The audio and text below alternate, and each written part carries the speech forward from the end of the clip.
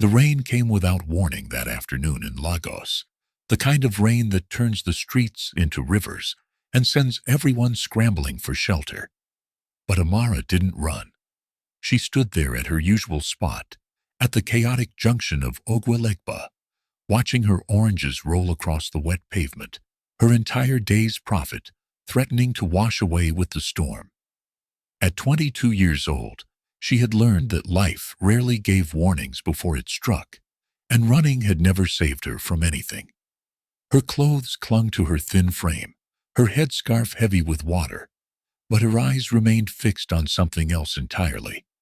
An elderly woman who had collapsed just meters away on the slippery concrete. People rushed past the fallen woman, their umbrellas creating a moving canopy of indifference. Some glanced down with fleeting curiosity before hurrying on. Others lifted their phones, recording the scene as if suffering were just another piece of content for their social media feeds. One man even stepped over the woman's outstretched hand without breaking his stride. Amara felt something twist in her chest, that familiar ache that had lived there since the day her parents died, 7 years ago, in a bus accident on the Lagos-Ibadan expressway. She knew what it felt like to be invisible, to need help and find only empty air. Her neighbor Ngozi grabbed her arm with sharp fingers, her voice cutting through the sound of rain. "Don't be foolish, Amara. That woman is not your problem. You think anyone here would help you if you fell?" Amara pulled her arm free gently, the way she always did when the world tried to make her harder than she wanted to be. She picked up her only umbrella, a battered blue thing with 2 broken spokes, and walked toward the old woman, her bare feet splashing through puddles that reflected the gray sky above. The woman on the ground was older than Amara had first realized, perhaps in her late 70s, with silver hair that had come loose from beneath a simple head wrap. Her wrapper and blouse were plain, the kind worn by market women and grandmothers in every corner of Lagos, nothing that suggested wealth or status. She was trying to push herself up with trembling arms, her breathing labored and uneven. Amara knelt beside her, the dirty water soaking through her worn skirt, and held the umbrella over both of them. "Mama, easy now. Let me help you," she said softly, slipping an arm around the woman's shoulders. The old woman looked up at her, with eyes that seemed to carry the wisdom of decades, eyes that assessed and understood in a single glance. "Why," the woman whispered, her voice weak but curious, "why are you helping me, child?" Amara didn't have a complicated answer, because her mother had taught her that goodness shouldn't need explanation. "Because you need help, Mama. That's reason enough." Together they stood, the old woman leaning heavily on Amara's shoulder, and slowly they made their way down the street toward the small clinic 3 blocks away. Behind them, Ngozi shouted something about foolishness and wasted time, but Amara didn't turn around. The rain continued to fall, washing away the dust of the city, but never quite cleaning away its hardness. At the clinic, Amara helped the woman onto a plastic chair in the crowded waiting room, where the sick and injured sat in various states of despair. The fluorescent lights flickered overhead, casting everyone in a pale, sickly glow. When the nurse asked for payment up front, Amara reached into the small pouch tied around her waist and pulled out crumpled Naira notes, money she had been saving for weeks, money meant for her younger brother Chidi's school registration fee. The nurse counted it with practiced indifference and waved them toward the consultation room. The old woman watched all of this in silence, her expression unreadable. Dr. Okonkwo, a tired-looking man with kind eyes and a stethoscope that had seen better days, examined the old woman thoroughly. Dehydration and exhaustion, he concluded, nothing that rest and fluids couldn't fix. As he wrote out a prescription, Amara stood by the window, watching the rain slow to a drizzle, trying not to think about how she would explain to Chidi that his school dreams would have to wait another month, maybe longer.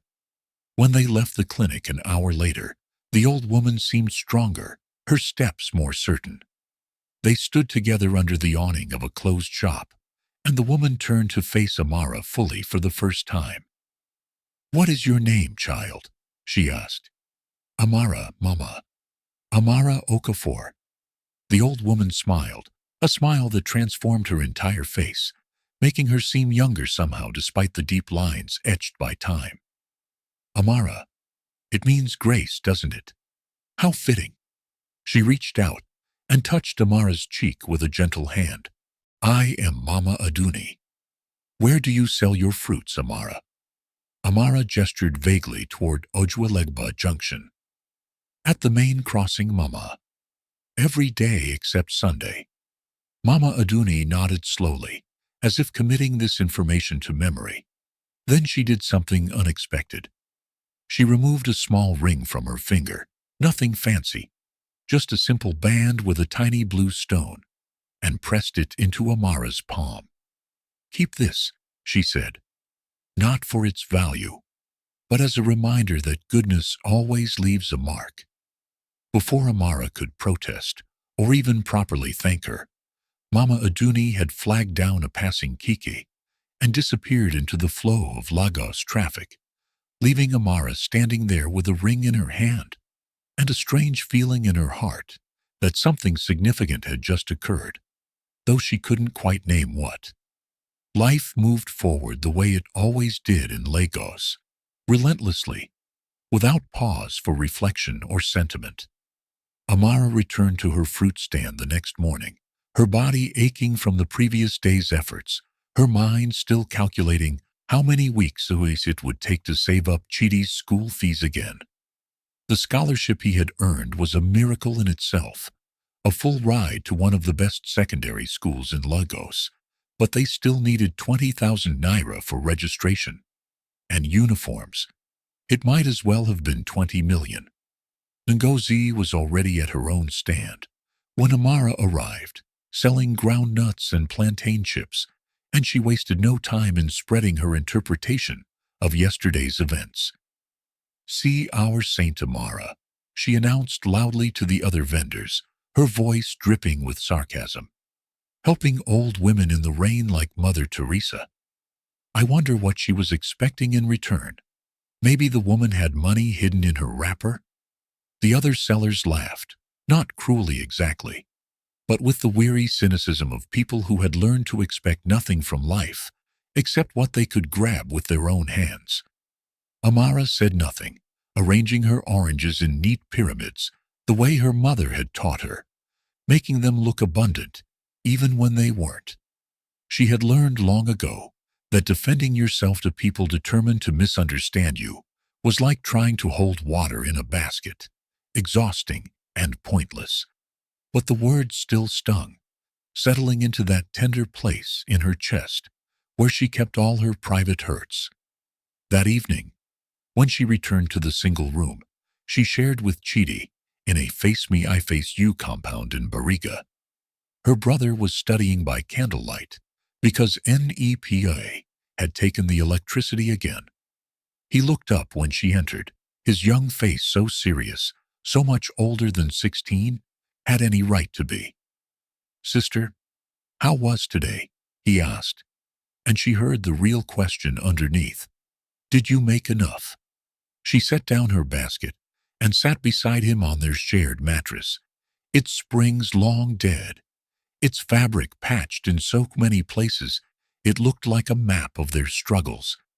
Amara couldn't bring herself to tell Chidi the full truth, not yet, so she simply said business was slow and they would need to be patient a little longer. He nodded, accepting this with the quiet resignation of someone who had already learned that wanting something badly enough didn't make it appear.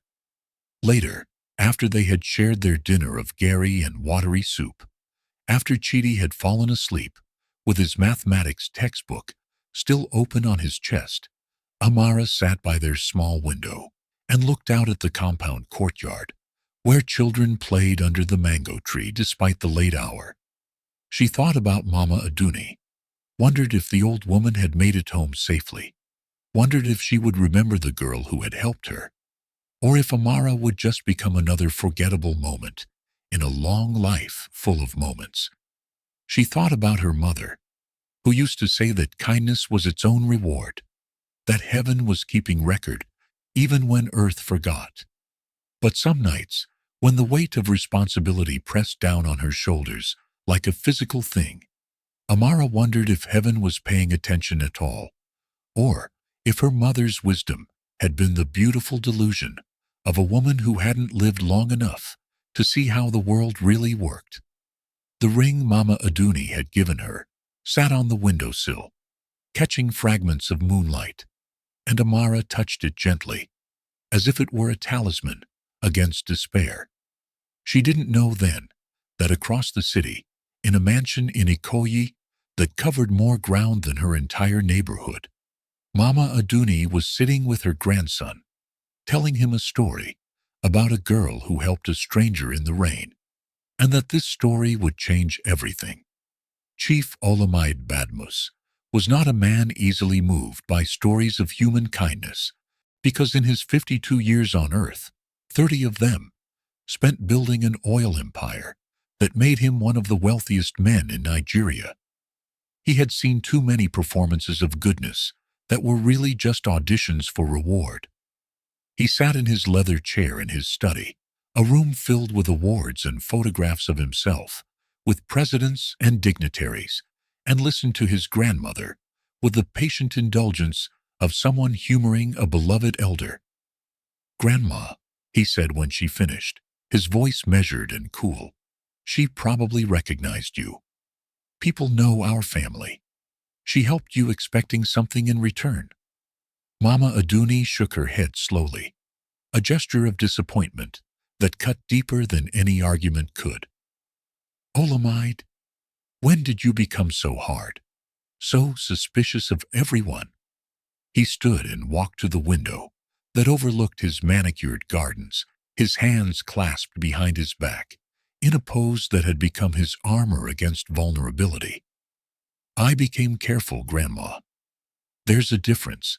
In this world, people are calculators. They compute what they can gain from every interaction. Even kindness is usually just a long-term investment." His grandmother was quiet for a moment, and when she spoke again, her voice carried the weight of authority that age and wisdom earned. "Then prove it. Find this girl, Amara. Look into her eyes and tell me you see calculation there. If I am wrong, I will never speak of this again. But if you see what I saw, real goodness, untainted by expectation, then you will do something for her. Not because you owe her, but because the world needs to see that kindness still matters."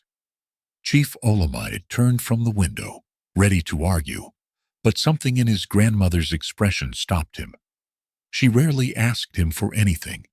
This woman who had raised him after his own mother died, who had taught him that wealth without character was just expensive emptiness. He sighed, feeling the familiar tug of love and obligation. "Fine. Give me her name and where to find her. I'll send someone to investigate." For 3 days, Chief Olamide's people made discreet inquiries around Odralegba Junction. They spoke to other vendors, to customers, to the woman who sold pure water nearby, and the man who repaired phones under a tattered umbrella. The picture that emerged was consistent and, to Olamide's surprise, troubling to his cynicism. Amara Okafor, they reported, was exactly what she appeared to be. An orphan who had raised her younger brother alone since she was 15, who sold oranges to survive, who was known for sharing her food with street children, even when she barely had enough for herself, who had once given away an entire day's profit to help a customer whose child was sick. There were no schemes, no hidden angles, no social media posts about her good deeds seeking validation from strangers. She was simply a young woman trying to survive with her humanity intact. A rare thing in Lagos. A rare thing anywhere. When his head of security delivered this report, Chief Olamide sat with it for a long time, feeling something uncomfortable stirring in his chest. Maybe shame, maybe curiosity, maybe the faint echo of who he used to be before money had taught him to trust no one. He called for his driver and his security detail. "Prepare the cars," he said. "We're going to Ojuelegba." His assistant looked surprised. Chief Olamide Badmus didn't go to places like Ojuelegba. Places like Ojuelegba came to him, cleaned up and packaged for his convenience. But Mama Aduni had asked him to look into the girl's eyes, and for reasons he didn't fully understand, he felt compelled to honor that request. Perhaps it was because, deep in a place he rarely visited anymore, he remembered what it felt like to believe in the possibility of goodness. Or perhaps he just wanted to prove his grandmother wrong so he could return to the comfortable cynicism that had protected him for so long. Either way, the convoy of black SUVs rolled out of the Ikoyi estate on a humid Thursday afternoon, heading toward a part of Lagos that existed in a different economic universe, though it was only miles away. When the convoy pulled up at Ojuelegba Junction, it caused exactly the kind of disturbance Chief Olamide had hoped to avoid. People stopped to stare.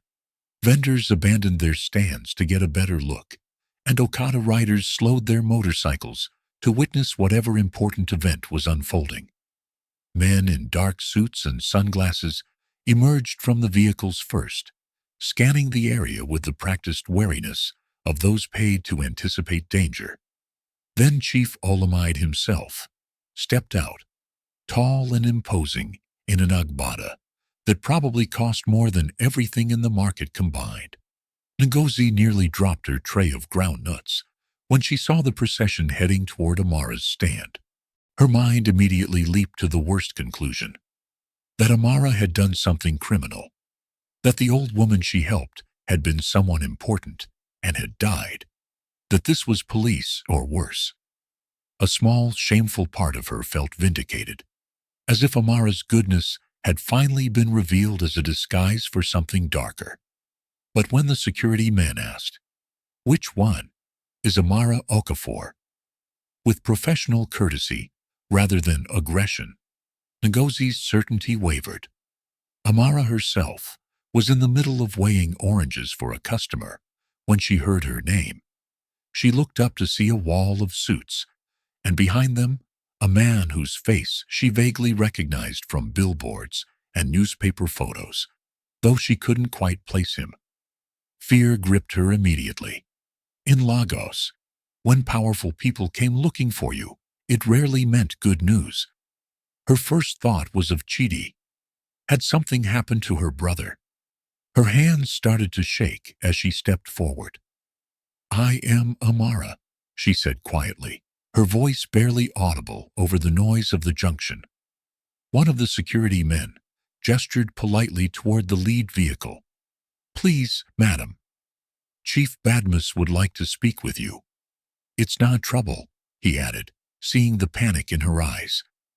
"His grandmother asked him to find you." The grandmother. Mama Aduni. Understanding dawned slowly, followed by a different kind of fear.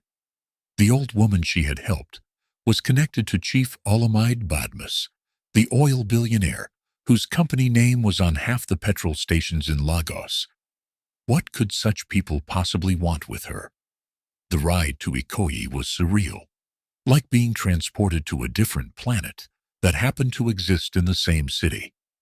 Amara sat in the back of the SUV, her market clothes and orange-stained hands feeling absurdly out of place against the leather seats and air conditioning.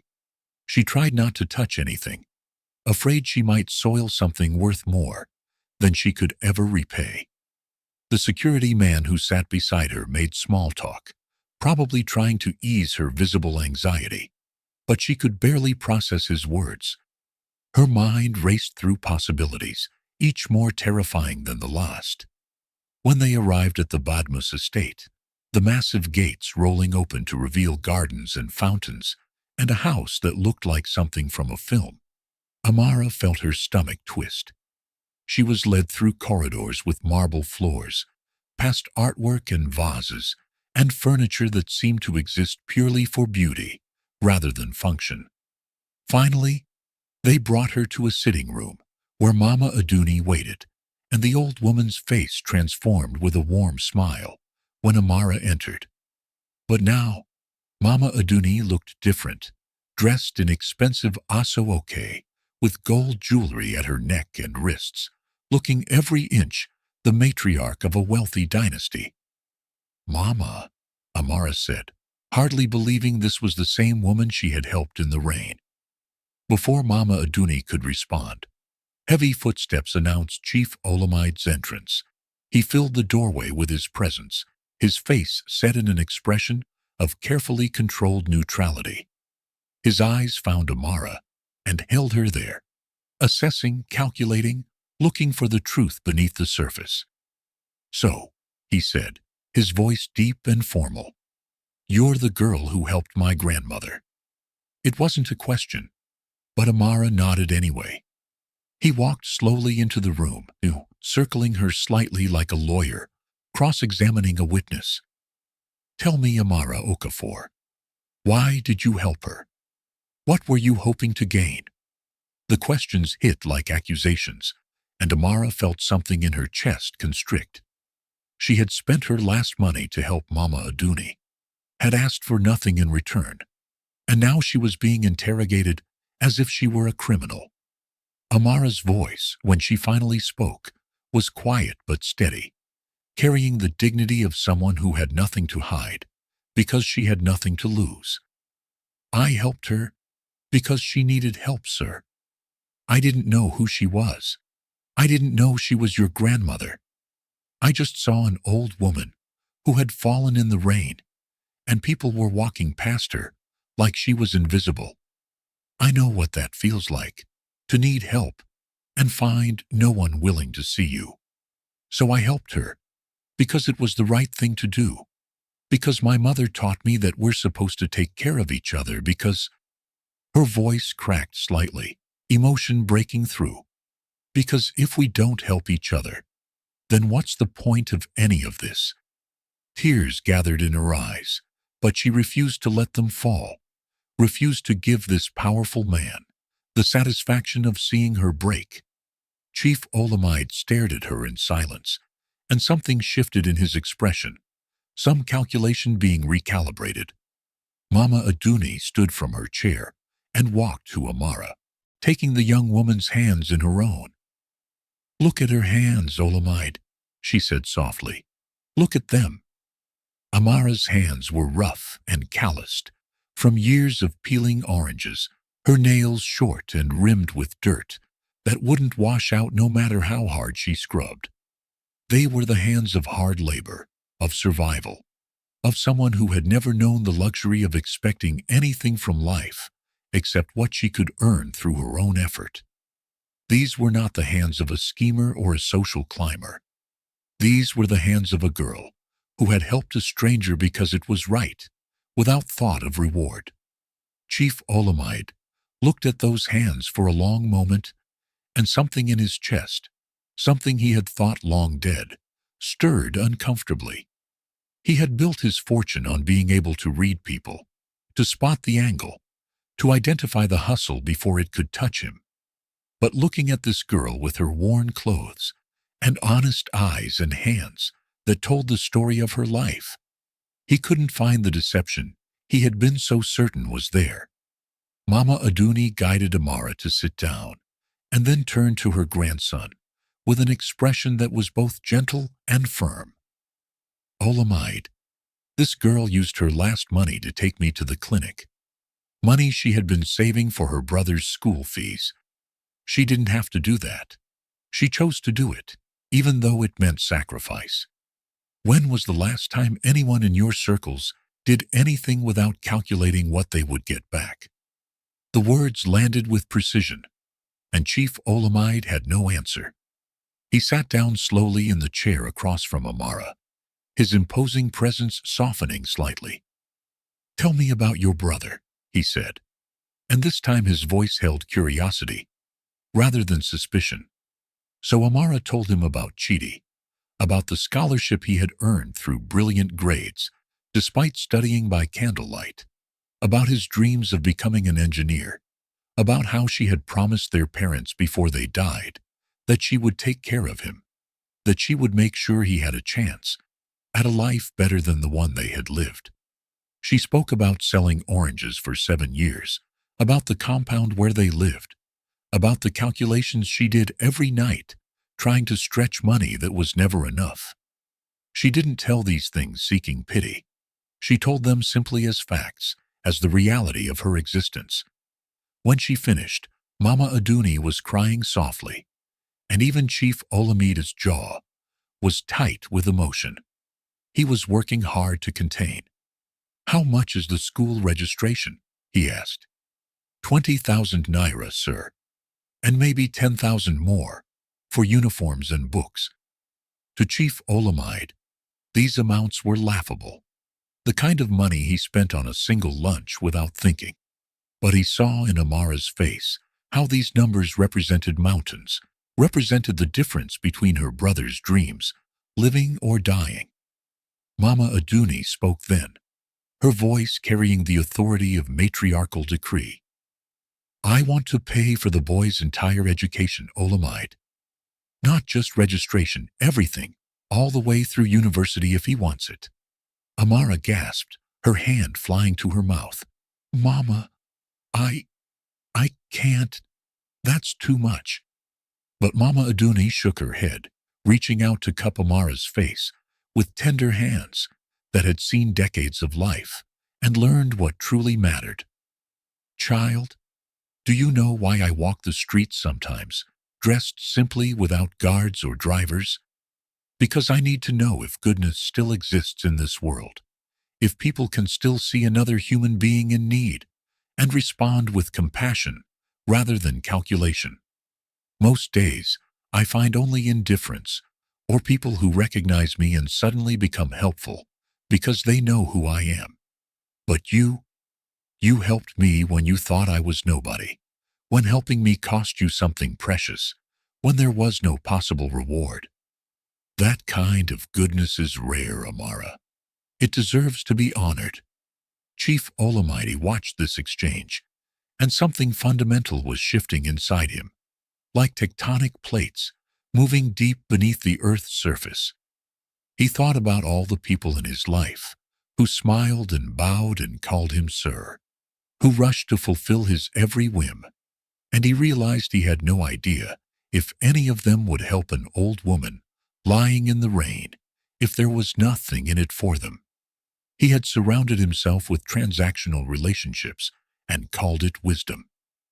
"The school fees are just the beginning," Chief Olamide heard himself say, surprising even himself.